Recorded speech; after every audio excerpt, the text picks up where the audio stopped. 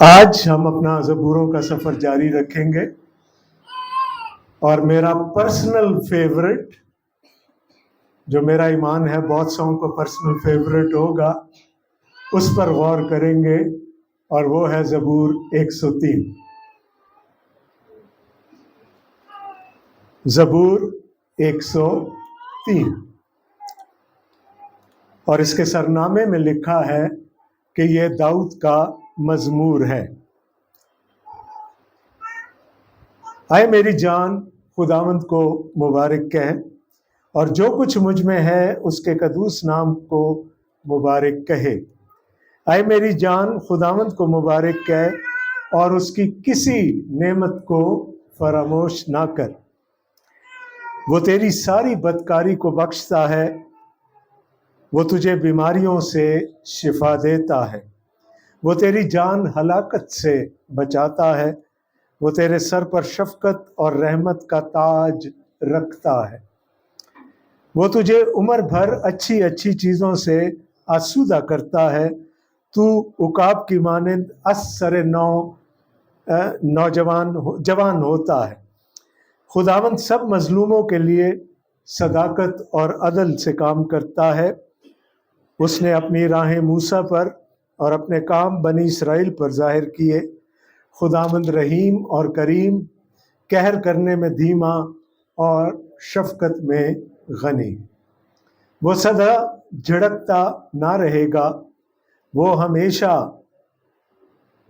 غضبناک نہ رہے گا۔ اس نے ہمارے گناہوں کے موافق ہم سے سلوک نہیں کیا، اور ہماری بدکاریوں کے مطابق ہم کو بدلہ نہیں دیا۔ کیونکہ جس قدر آسمان زمین سے بلند ہے، اسی قدر اس کی شفقت ان پر جو اس سے ڈرتے ہیں۔ جیسے پورب پچھم سے دور ہے، ویسے ہی اس نے ہماری خطائیں ہم سے دور کر دیں۔ جیسے باپ اپنے بیٹوں پر ترس کھاتا ہے، ویسے ہی خداوند ان پر جو ان سے ڈرتے ہیں ترس کھاتا ہے، کیونکہ وہ ہماری سرشت سے واقف ہے۔ اسے یاد ہے کہ ہم خاک ہیں، انسان کی عمر تو گھاس کی مانند ہے۔ وہ جنگلی پھول کی طرح کھلتا ہے، اور ہوا اس پر چلی اور وہ نہیں، اور اس کی جگہ اسے پھر نہ دیکھے گی۔ لیکن خداوند کی شفقت اسے ڈرنے والوں پر ازل سے ابد تک، اور اس کی صداقت نسل در نسل ہے، یعنی ان پر جو اس کے عہد پر قائم رہتے ہیں اور اس کے قوانین پر عمل کرنا یاد رکھتے ہیں۔ خداوند نے اپنا تخت آسمان پر قائم کیا ہے، اور اس کی سلطنت سب پر مسلط ہے۔ اے خداوند کے فرشتوں، اس کو مبارک کہو، تم جو زور میں بڑھ کر ہو اور اس کے کلام کی آواز سن کر اس پر عمل کرتے ہو۔ اے خداوند کے لشکروں، سب اس کو مبارک کہو، تم جو اس کے خادم ہو اور اس کی مرضی بجا لاتے ہو۔ اے خداوند کی مخلوقات، سب اس کو مبارک کہو، تم جو اس کے تسلط کے سب مقاموں میں ہو۔ اے میری جان، تو خداوند کو مبارک کہہ۔ آمین۔ جیسا کہ میں نے پہلے کہا، میرا بڑا فیورٹ زبور ہے یہ، اور بائبل مقدس ہمیں یہ بتاتی ہے کہ یہ داؤد کا مزمور ہے۔ اور ویسے بھی آپ اگر اس زبور کو پڑھیں تو یہ خداوند کی محبت کے بارے میں ہے، اور ایسے لگتا ہے کہ کسی بچائے ہوئے شخص نے یہ زبور لکھا ہے جو خداوند کی محبت سے، اس کی شفقت سے واقف ہے۔ اور داؤد کے بارے میں تو کیا ہی کہنے، خداوند کہتا ہے میرا بندہ داؤد میرے دل کے موافق ہے۔ تو داؤد یہ بچایا ہوا شخص خدا کی حمد کرنے کی، خدا کی تعظیم کرنے کی درخواست کر رہا ہے۔ اور اگر آپ دیکھیں زبور میں تو یہ درخواست بڑھتی چلی جاتی ہے۔ پہلے 5 آیات میں وہ اپنے آپ سے مخاطب ہے، آئے میری جان، خداوند کو مبارک۔ وہ اپنے آپ کو اپنی حوصلہ افزائی کر رہا ہے کہ تو نے خداوند کو مبارک کہنا۔ جب ہم چھٹی آیت میں جاتے ہیں اور چھٹی آیت سے لے کر 18ویں آیت تک، وہ پھر شخصی برکات سے یا شخصی نعمتوں سے وہ اس قوم کی نعمتوں کے بارے میں، ان کی برکات کے بارے میں بات کرتا ہے جو خدا کے ساتھ عہد میں بندھے ہوئے ہیں۔ اور یہاں پر ظاہر ہے وہ بنی اسرائیل کی بات کر رہا ہے۔ تو شخصی نعمتیں، پھر اجتماعی برکات، اور بالکل آخر میں اس زبور کے پھر وہ پوری مخلوقات سے مخاطب ہو جاتا ہے۔ وہ خدا کی ساورینٹی کی، خدا کے اختیار کی بات کرتا ہے، اور پھر وہ فرشتوں کو اور لشکروں کو اور ساری مخلوقات کو کہتا ہے کہ میرے ساتھ خدا کی حمد میں شامل ہو جاؤ۔ تو پہلے چھوٹا دائرہ، اے میری جان، پھر خدا کی چنی ہوئی قوم کا دائرہ، اور پھر آخر میں تمام مخلوقات کا دائرہ۔ اور اسی طرح ہم اس زبور کو سمجھنے کی کوشش کریں گے۔ پہلی آیت میں کہتا ہے آئے میری جان، خداوند کو مبارک کہے اور جو کچھ مجھ میں ہے اس کے قدوس نام کو مبارک کہے۔ آئے میری جان، خداوند کو مبارک کہے اور اس کی کسی نعمت کو فراموش نہ کرے۔ ہماری روحانی زندگی کبھی بھی ایسے نہیں جاتی، اس میں بہت سارے اتار چڑھاؤ آتے ہیں۔ کبھی ہم روحانی طور پر یہاں ہوتے ہیں اور کبھی یہاں ہوتے ہیں۔ ایسے لگتا ہے کہ زبور نویس اس وقت کسی روحانی مشکل میں سے گزر رہا ہے، اور وہ اپنے آپ کو کہہ رہا ہے، اپنی حوصلہ افزائی کر رہا ہے، اے میری جان، خداوند کو مبارک۔ اور چونکہ وہ ایک واحد خدا ہے تو جو کچھ مجھ میں ہے وہ سب اس کے قدوس نام کو مبارک کہے۔ کسی خادم نے کہا تھا یہ کھانے کے بعد کی دعا ہونی چاہیے کہ جو کچھ مجھ میں ہے وہ اس کے قدوس نام کو مبارک کہے۔ آئے میری جان، خداوند کو اور اس کی کسی نعمت کو، وہ کہتا ہے اور سب کچھ چھوڑ دیں، وہ جو شخصی نعمتیں مجھے ملی ہیں اگر میں ان کو گننا شروع کر دوں تو خداوند کے نام کو مبارک کہنا مشکل نہیں ہے۔ اور پھر وہ نعمتیں گنواتا ہے۔ تیسری آیت میں وہ کہتا ہے وہ تیری ساری بدکاری کو بخش، وہ تجھے بیماریوں سے شفا دیتا۔ فل مارکس داؤد کے لیے، پاس ہو گیا اس ترتیب کی وجہ سے جو اس نے یہاں لکھی۔ ہمارے آج کے جو پروفیشنل کرسچن ہیلرز ہیں وہ پہلے بدن کے پیچھے بھاگتے ہیں، ہے نا، لیکن داؤد کیا کہہ رہا ہے؟ وہ تیری ساری بدکاری کو بخشتا ہے۔ خدا کے نزدیک اور داؤد کے نزدیک روحانی شفا زیادہ ضروری ہے، اور روحانی شفا کے لیے ضروری ہے کہ ہمارے گناہ معاف کر دیے جائیں۔ وہ تیری ساری بدکاری کو بخشتا ہے، ہاں بیماریوں سے بھی شفا دیتا ہے، بدنی شفا اس کے بعد، پہلے روح کی شفا، روحانی شفا۔ خداوند یسوع مسیح کسی گھر میں کلام سنا رہے تھے،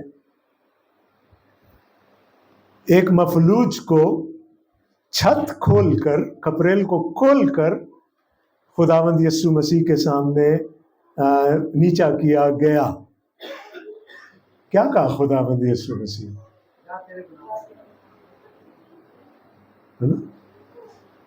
تو خدا کے نزدیک کون سی شفا زیادہ ضروری؟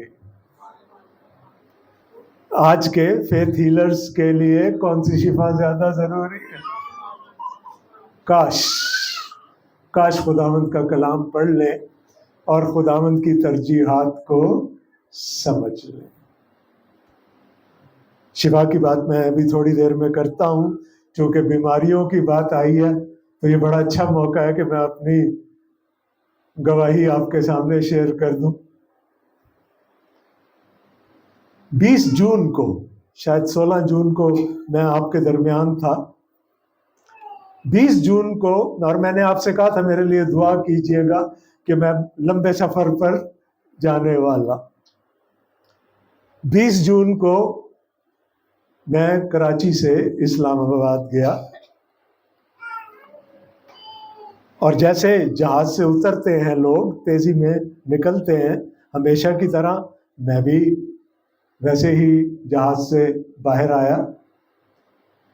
اب اسلام آباد کا جو نیا ایئرپورٹ ہے وہ ضرورت سے زیادہ بڑا بنا دیا ہم نے۔ آدھا راستہ بھی نہیں گیا ہوں گا کہ مجھے ایسے لگا کہ میری سانس بند ہو گئی، بالکل جیسے سینہ جکڑا گیا ہے۔ اب ایسی صورت میں اور میری عمر میں پہلا خیال کیا آئے گا؟ Heart attack. تو تھوڑی دیر کے لیے تو خوف طاری ہوا، لیکن درد نہیں تھا، جو ایک اچھی چیز تھی، درد نہیں تھا۔ اور میں نے میں واش روم چلا گیا، وہاں تھوڑی دیر بیٹھا، اور میں نے خداوند سے کہا میں تیرا شکر کرتا ہوں کہ تو نے یہ تکلیف اٹھانے کے لیے مجھے چنا ہے۔ خیر تھوڑی دیر میں سانس بحال ہو گیا، میں پھر آہستہ آہستہ چلتا ہوا نیچے آیا، سامان لیا، ہوٹل چلا گیا،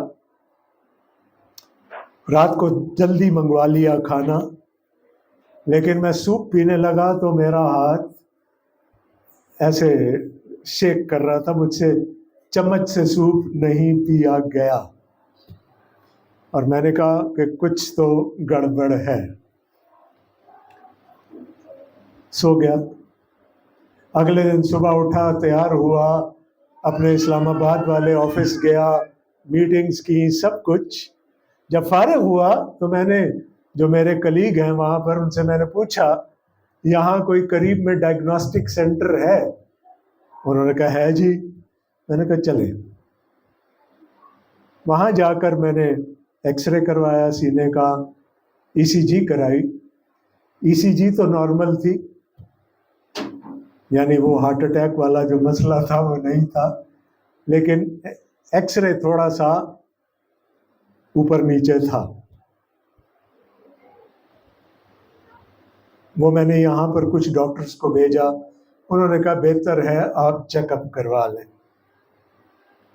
میں کلثوم انٹرنیشنل ہاسپٹل چلا گیا اسلام آباد میں۔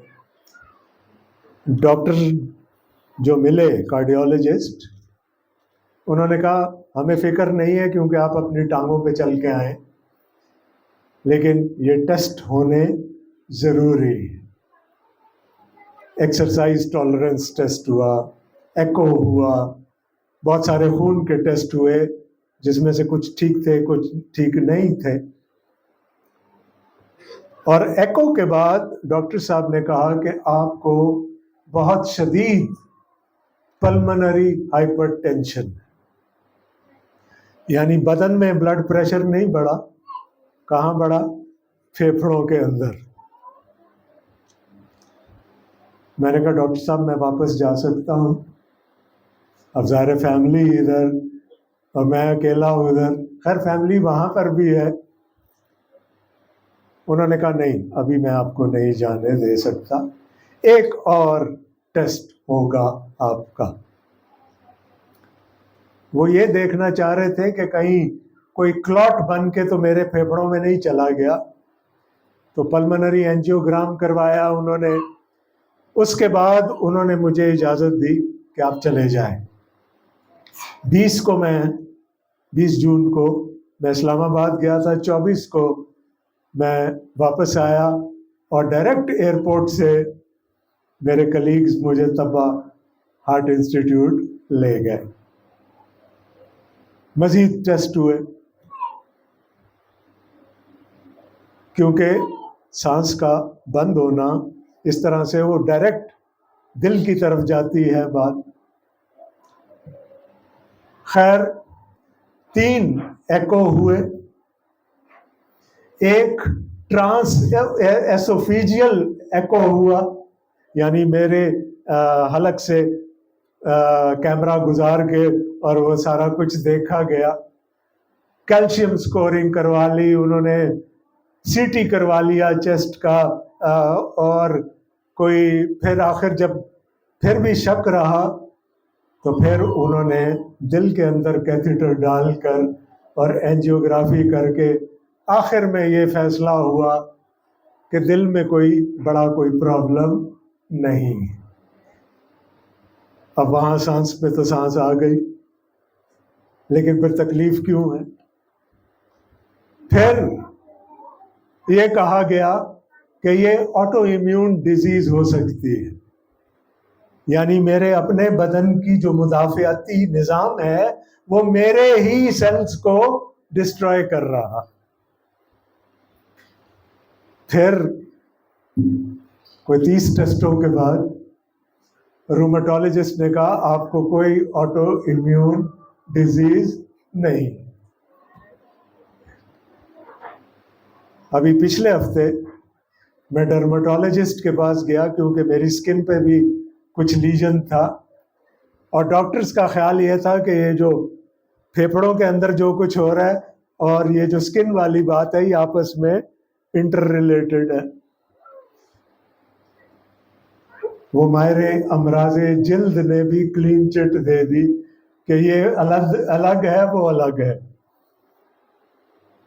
अभी गैस्ट्रोएंटरोलॉजिस्ट के पास जाना है।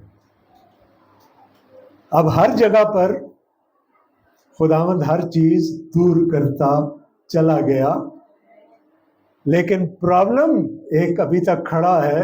वजह क्या है? क्योंकि जब तक वजह नहीं पता चलेगी प्रॉपर इलाज नहीं हो सकता। तो वो टेस्ट हो गए मेरे जो शायद जिंदगी में कभी सुने भी नहीं थे।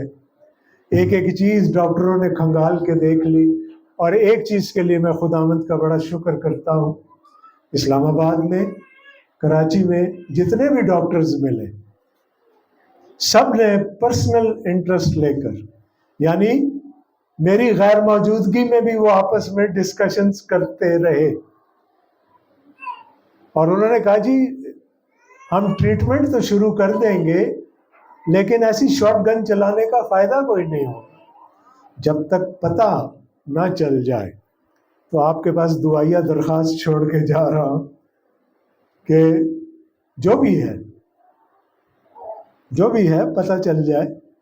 अगर खुदावंद ने बगैर पता लगाए शिफा देनी है तो वेलकम, लेकिन अगर नहीं तो फिर पता चल जाए कि क्या है, ताकि प्रॉपर ट्रीटमेंट शुरू हो सके। तो ये सब कुछ हुआ। मेरा वेट उसकी वजह से नहीं कम हुआ, वेट मेरा इसलिए कम हुआ कि विटामिन B12 की कमी हो गई बॉडी में। ये जो मुंह के अंदर लेयर होती है वो बिल्कुल साफ हो गई। इतना सा एक इतनी सी मिर्च अगर खाने में होती है तो मैं छलांगे मारना शुरू कर दूं, जिसकी वजह से मेरा खाना पीना कम हो गया। खुदावंद ने रिजवाना को हिकमत दी, उसने अब मिर्चें छोड़कर हर्ब्स के साथ और बड़ी दूसरी चीज़ों के साथ खाने बनाने शुरू कर दिए, जो मैं बड़े शौक से खा रहा हूँ। वेट आ जाएगा वापस, लेकिन मल्टीपल प्रॉब्लम्स चल रहे थे, लेकिन खुदावंद का शुक्रगुजार हूँ कि आज आपके सामने खड़ा हूँ। सारा जलाल उसके पाक नाम के लिए। और अगर इस कलीसिया में नहीं, आज मेरी बहन ने बहुत अच्छी दुआ की, आज किसी को शिफा की ज़रूरत है, तो मैं खुदावंद यीशु मसीह के नाम में उसकी शिफा को जारी करता हूं। तो पहली बात क्या की दाऊद ने? रोग, रूहानी रोग है ना, वो हमारी बदकारियों को बख्शता है और हमें बीमारियों से। बीमारी के बारे में एक छोटी सी बात करके फिर आगे चलते हैं। शिफा बादशाही की ब्लेसिंग है, इट्स अ किंगडम ब्लेसिंग। ये खुदा की बादशाही की नेमत है शिफा। अगरचे कि हम इस दुनिया में रहते हैं, लेकिन हैं तो बादशाही के फर्जंद ना, हैं कि नहीं? तो खुदा यहां पर भी हमें शिफा दे देता है, लेकिन क्या जरूरी है? क्या जरूरी है?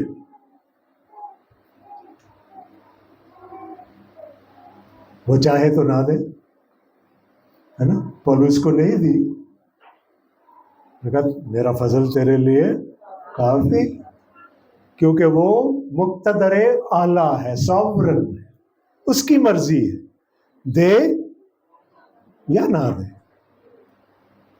कितनी खूबसूरत बात की थी सदरक, मीसक और अब्दनजू ने। ऐ बादशाह, हमारा खुदा हमें बचाने की कुदरत रखता है, और अगर ना भी बचाए, छोड़ देंगे उसको ना। मेरी पहली शुक्रगुजारी ये थी कि ऐ खुदावन, तेरा शुक्र है कि तूने मुझे चुना है इस तकलीफ से गुजरने के लिए। आज भी मैं यही कहता हूं, शिफा किंगडम ब्लेसिंग है। अगर मैं और आप उसकी बादशाही के फर्जंद हैं तो वो देगा, और अगर ना भी दे तो क्या हम उसे लड़ाई डाल के बैठ जाएंगे? नो, उसे बेहतर चीज रखी होगी उसने हमारी। तो ये सब कुछ हुआ।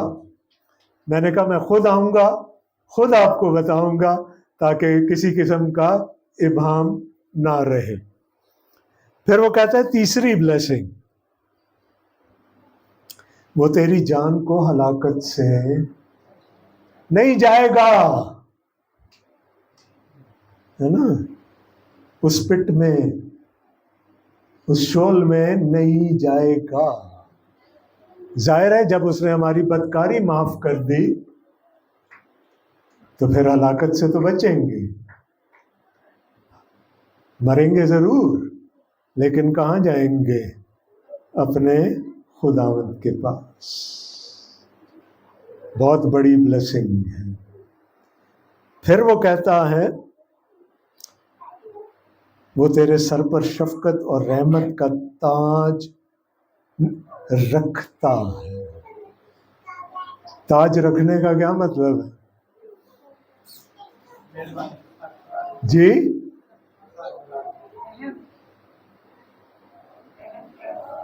ताज किसके सर पे रखा जाता है? ہاں جی، بڑی آسان سی بات. بادشاہ بنا دیا، شہزادے بنا دیا، شہزادیاں بنا دیا. وہ ہمارے سر پر شفقت اور رحمت کا تاج رکھتا ہے.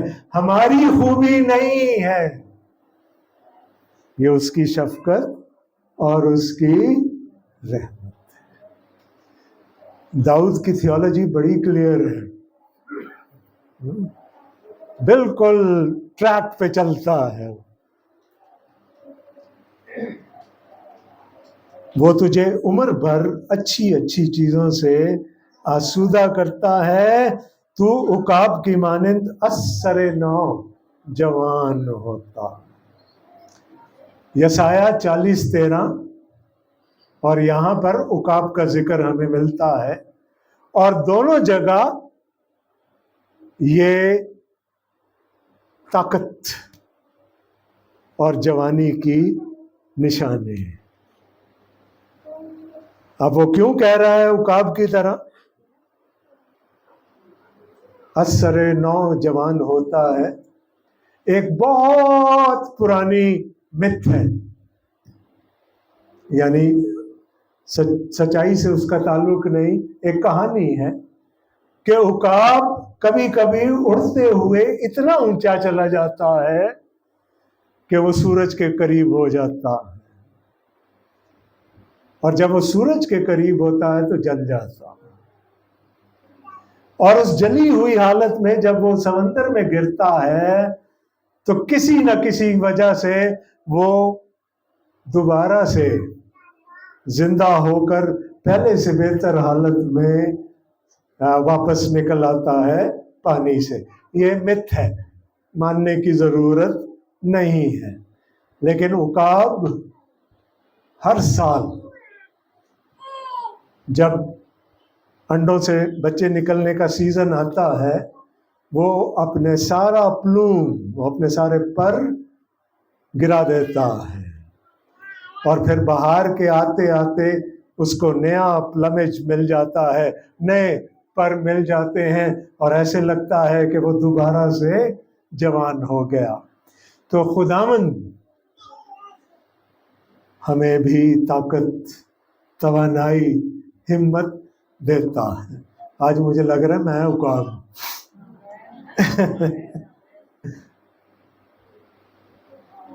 2 مہینے بعد کل شام کو میں نے تھوڑی سی ڈرائیونگ کی.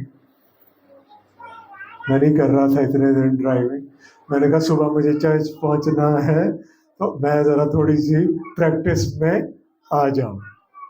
خداوند کا شکر ہے، آہستہ آہستہ وہ چیزوں میں تقریباً 1 مہینہ آفس نہیں گیا، اور تکلیفیں ہوئی، سب کچھ ہوا، لیکن وہ ایک ہاتھ جو اوپر تھا وہ سنبھالتا.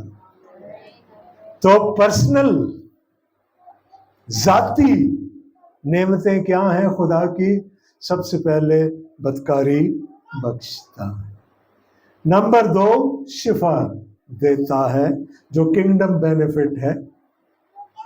تیسرے نمبر پر وہ ہمیں موت سے بچاتا ہے، ہمارے سر پر تاج رکھتا ہے، اور پھر ہمیں توانائی اور طاقت دیتا ہے. داؤد کہتا ہے یہ ساری چیزیں میری ہیں، یہ میں شیئر نہیں کرتا کسی کے ساتھ. لیکن اب اس کا دھیان بدل رہا ہے، اب وہ سوچ رہا ہے اپنی قوم کے بارے میں. اور یہ قوم کون ہے؟ یہ بنی اسرائیل ہیں. یہ وہ ہیں جو خدا کے ساتھ عہد میں بندھے ہوئے لوگ ہیں.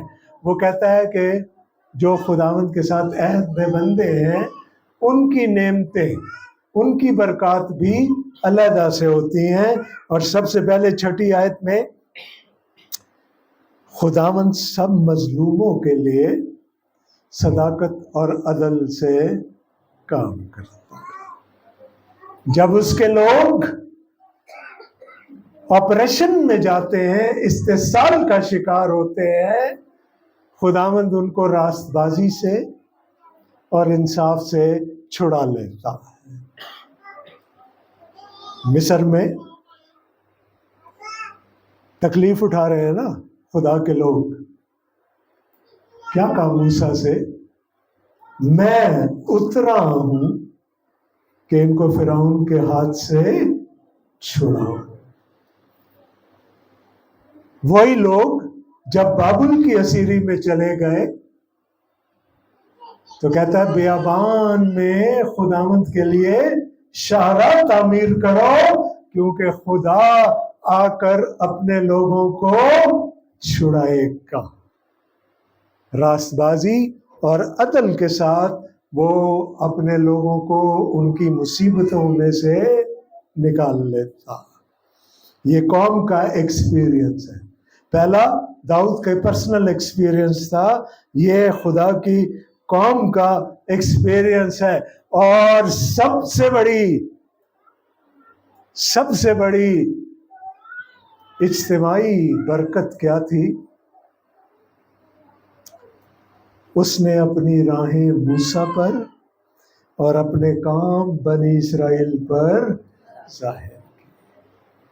ریولیشن آف گاڈ، خدا نے اپنے آپ کو اپنے لوگوں پر ظاہر کیا۔ کوہ سینا، موسیٰ کہتا ہے میں کیا کہوں گا، مجھے کس نے بھیجا؟ کیا جواب آیا؟ جی، یدھ ہے واو ہے، میں جو ہوں سو میں ہوں نے مجھے بھیجا۔ اپنا نام ظاہر کر دیا اپنے لوگوں پر۔ پرانے عہد نامہ میں موسیٰ کے وسیلہ سے اور نئے عہد نامہ میں اپنے بیٹے کے وسیلہ سے اس نے اپنے آپ کو ہم پر ظاہر کر دیا۔ اس سے بڑی برکت کیا کوئی اور ہو سکتی ہے کہ ہم اس زندہ قادر مطلق خدا کو جان لیں؟ کیوں جان لیں؟ اس لیے کہ اس نے اپنے آپ کو ہم پر ظاہر کر۔ اس سے بڑی برکت، ٹھیک ہے وہ چھڑاتا ہے، سب کچھ کرتا ہے، لیکن ہمارے پاس جو خدا کا مکاشفہ ہے اس سے بڑی برکت اور نہیں ہو سکتی۔ اور پھر وہ کہتا ہے خداوند رحیم اور کریم ہے، قہر کرنے میں دھیما اور شفقت میں غنی۔ میرے ساتھ دیکھیے گا خروج کی کتاب اس کا 34واں باب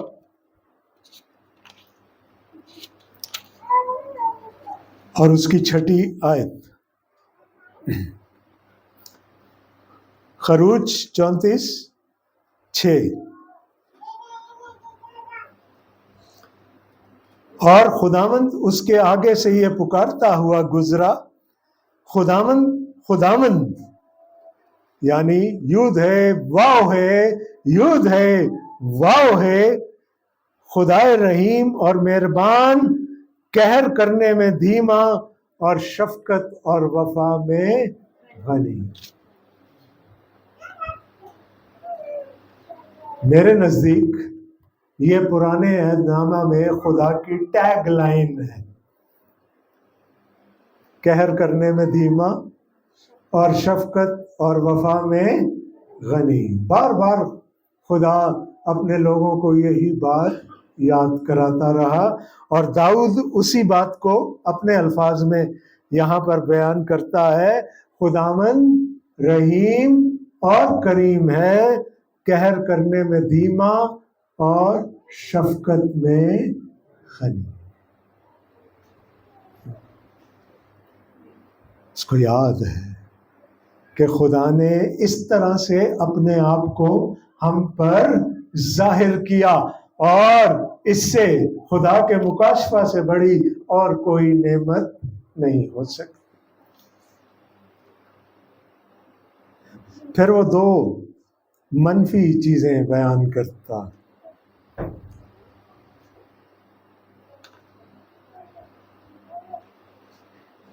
نویں آیت میں لکھا ہے وہ سدا جھڑکتا نہ رہے گا، وہ ہمیشہ غضبناک. خدا نے اپنے لیے ٹائم لمٹ لگا دی کہ ہمیشہ نہیں غصہ کرنا، اڑکتی کر نہیں. وہ وقت آئے گا جب نہیں کروں گا، غصہ نہیں کروں گا، نہ الزام لگاؤں گا. اب داؤد نبوت کر رہا ہے اس آنے والے وقت کی جب ابن داؤد آئے گا اور خدا لوگوں کے لیے گناہوں کی معافی کا انتظام کر دے گا، اور جو اس کو قبول کر لے گا پھر خدا اس پر جھنجھلائے گا نہیں، سدا نہیں جھنجھلا رہے. اپنے اوپر خود ایک قدغن لگا دی خدا نے. اور دوسری بات، اس نے ہمارے گناہوں کے موافق ہم سے سلوک نہیں کیا اور ہماری بدکاریوں کے مطابق ہم کو بدلا نہیں. یہ دونوں کام کب ہوئے؟ جب خدا کا بیٹا، میرا اور آپ کا خداوند یسوع مسیح اس دنیا میں آیا اور اس نے ہمارے نجات کے کام کو مکمل کر دیا کوہ کلوری پر. جھنجھلائے گا خدا ہم پہ؟ نہیں. ہمارے گناہوں کے موافق بدلہ دے گا نہیں، اس لیے کہ اس نے خود انتظام کر دیا. اس نے اپنے عدل کا تقاضا بھی پورا کر دیا اور ہمیں معافی بھی دے دی. پھر وہ کہتا ہے، کتنی خوبصورت باتیں اب سامنے آ رہی ہیں. 3 باتیں وہ کرتا ہے کہ خدا کی محبت کیسی ہے، خدا کی شفقت کیسی ہے. کیونکہ جس قدر آسمان زمین سے بلند ہے اسی قدر اس کی شفقت ان پر ہے جو اس سے. اور میں ہمیشہ آپ کو کہتا ہوں کہ جب بھی کلام میں ڈرنے کا لفظ آئے تو خوفزدہ نہیں ہونا. اس کا مطلب کیا ہے؟ جو خدا پر بھروسہ رکھتے، کامل بھروسہ رکھتے ہیں. تو اس نے کہا خدا کی محبت کیسی ہے، شفقت کیسی ہے؟ جتنا زمین سے آسمان بلند. اندازہ کر سکتے ہیں اس کی محبت کا؟ داؤد شاید کر سکتا ہو، ہم تو نہیں کر سکتے. لامحدود، کوئی لمٹ نہیں ہے.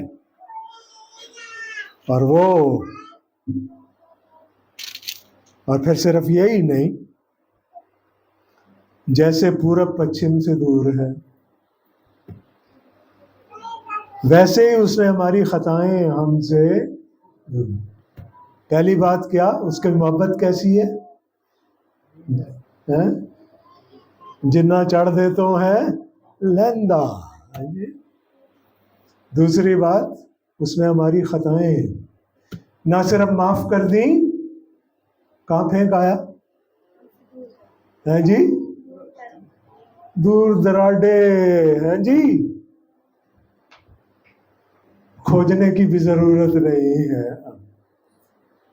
اس قدر اس نے ہماری خطائیں ہم سے دور کر. اور تیسری چیز، جیسے باپ اپنے بیٹوں پر ترس کھاتا ہے ویسے ہی خداوند ان پر جو اس سے ڈرتے ہیں ترس کھاتا ہے. پہلی بات، اس کی محبت لازوال ہے، لامحدود ہے. دوسرا، وہ نہ صرف ہمارے گناہوں کو معاف کرتا ہے بلکہ ان کو جی جاننے کی بھی ضرورت نہیں ہے، دور کر دیتا ہے. اور تیسرا، جیسے باپ، ہے نا، چونکہ خدا کی بات ہو رہی ہے میں ماؤں کو بھی اس میں ویسے شامل کرتا ہوں. بعض دفعہ باپ سختی دکھا جاتے ہیں، مائیں شفقت کر جاتی. جیسے باپ اپنے بیٹوں پر ترس کھاتا ہے، ویسے ہی خداوند ان پر جو اس سے ڈرتے ہیں، جو اس پر بھروسہ کرتے ہیں، ترس کھاتا. یہ کمیونل بلیسنگز ہیں. ہم عہد کے فرزند ہیں؟ نہیں ہیں؟ تو پھر بولیں تو صحیح. ہم عہد کے فرزند ہیں. ایک دوسرے کو یقین دلائیں ہم ہیں. اگر عہد کے فرزند ہیں تو پھر یہ برکتیں ہماری ہیں. اس عہد کی تصدیق کرنے کے لیے خداوند یسوع مسیح کو اپنا خون بہانا پڑا. پرانے عہد کی تصدیق بکروں اور بروں کے خون سے ہوئی تھی. یہ عہد پرانے عہد سے بہتر ہے کیونکہ یہاں پر یسوع مسیح کا خون اس عہد کی تصدیق کرتا. یہ ساری باتیں کرنے کے بعد داؤد کہتا ہے ٹھیک ہے یہ سارا کچھ، پر اپنی اوقات نہ بھول جانا کہتے. تو جو کچھ زبور 90 میں لکھا ہوا ہے تقریباً وہی یہاں پر ریپیٹ ہو رہا ہے. یسوع نے بھی ایسی ہی باتیں کی تھی کیونکہ وہ ہماری سرشت سے واقف ہے. اسے یاد ہے کہ ہم خاک، کہتا اپنی اوقات نہیں بھولنی ہے. خاک یہ تو وہ ہے جو شفقت کرتا ہے، رحمت کرتا ہے.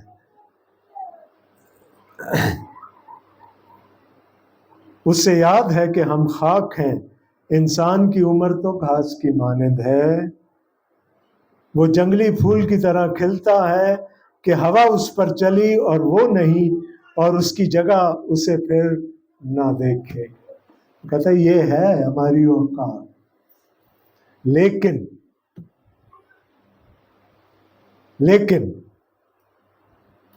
خداوند کی شفقت اس سے ڈرنے والوں پر ازل سے ابد تک اور اس کی صداقت نسل در نسل رہتی ہے، چلتی ہے. اس نے کہا ہے خاک لیکن خداوند کی شفقت. وہ ہم خاک نشینوں کو کہاں اٹھا کے بٹھا دیتا ہے، یہ اس کی شفقت ہے. لیکن خداوند کی شفقت اس سے ڈرنے والوں پر ازل سے ابد تک اور اس کی صداقت نسل در نسل ہے. خداوند پشتوں کا خدا ہے، نسلوں کا خدا ہے. خداوند نسلوں کو بلیس کرتا.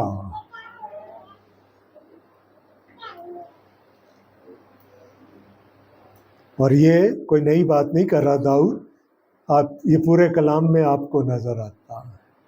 آج ہم نے زبور 100 بھی پڑھا تھا شروع میں عبادت کے، وہاں پر بھی یہی بات کہ وہ پشتوں کا خدا ہے، وہ نسلوں کو بلیس کرتا ہے. تو ہم کیا ہیں؟ خاک، گھاس. لیکن ہمیں کون سی چیز سرفراز کرتی ہے؟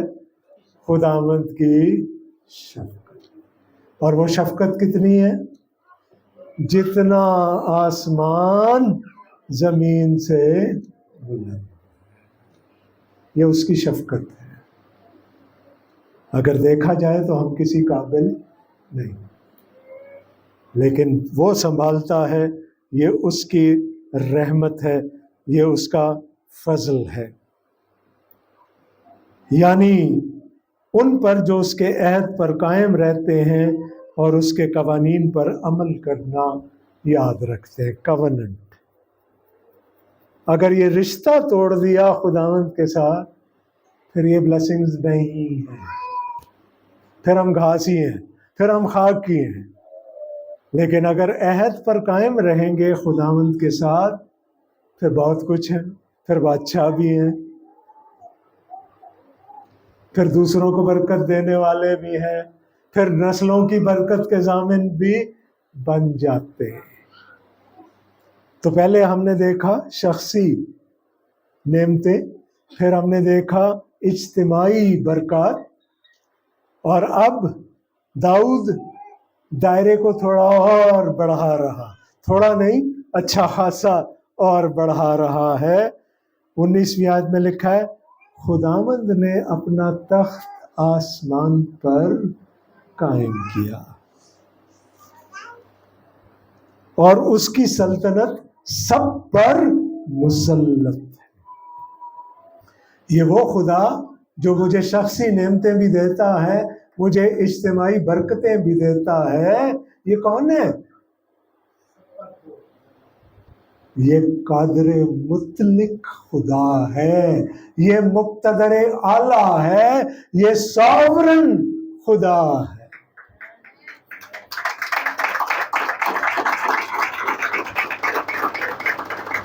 اور کیوں ساورن ہے؟ داؤد 2 وجوہات بیان کر رہا ہے۔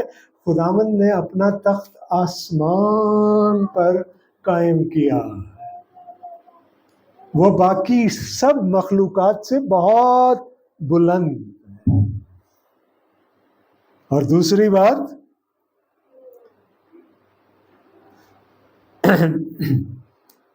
اور اس کی سلطنت سب پر، کوئی باہر نہیں ہے۔ He is the one and the only sovereign God۔ تخت بلندی پر ہے اور دائرہ کار کہاں ہے، تسلط کہاں ہے؟ سب پر۔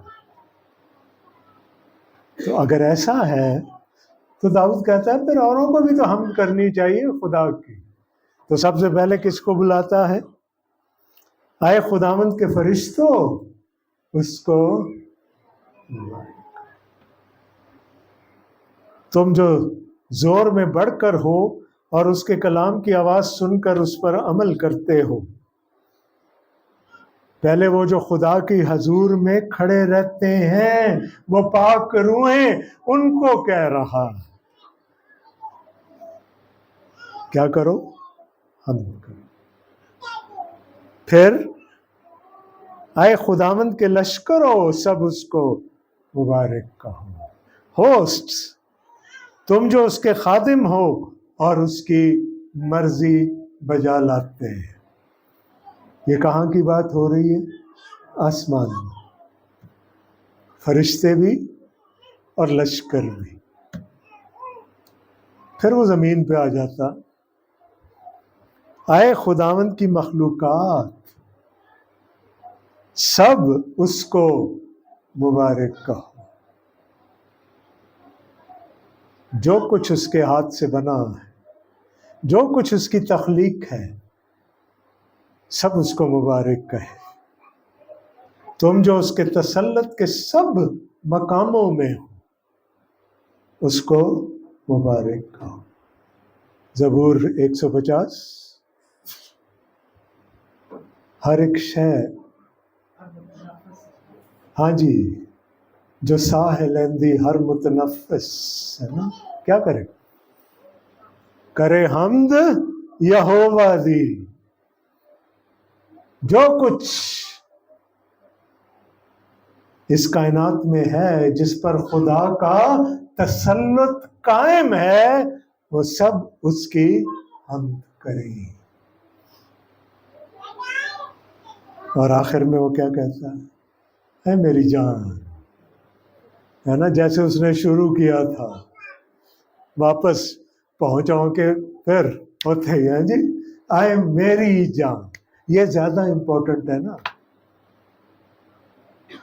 اے میری جان تو خداوند کو مبارک ہے، کیونکہ وہ قادر مطلق خدا ہے، وہ ساورن خدا ہے، वो मुक्तदर आला है, कुल इख्तियार उसके पास है, इसलिए उसको मुबारक कहो। फरिश्तों, उसको मुबारक कहो, लश्करों उसको मुबारक कहो, सारी मखलूकात उसको मुबारक कहें। आए मेरी जान, तू खुदावंद को जिसने तेरे लिए इतना कुछ किया। आज मेरे पास तो बहुत सारी वजूहात हैं कि मैं कहूँ खुदावंद का नाम मुबारक हो, खुदावंद का नाम मुबारक हो, खुदावंद का नाम मुबारक हो। आमीन।